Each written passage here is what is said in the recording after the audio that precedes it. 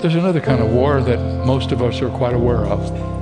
It's not the war in the world, it's the war that goes on in our hearts. The Bible has something to say about that. The Bible says that there are two energies going on in our hearts. There's the enemy called Satan, who wants to take us into his kingdom, and there's Jesus Christ, who wants us to come to be with him. Some of you have been fighting that war.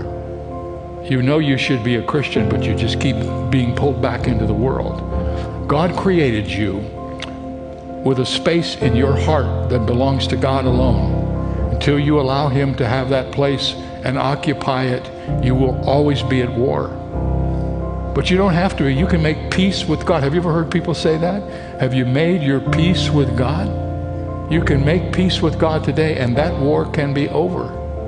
And by the way, Christians, if you read Romans 7, you can also have war going on in your heart as a Christian, because you got the old nature and the new nature.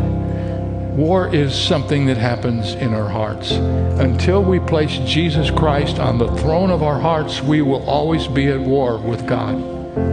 So I want to ask you today, as I have been doing so faithfully over these last weeks, have you made that decision?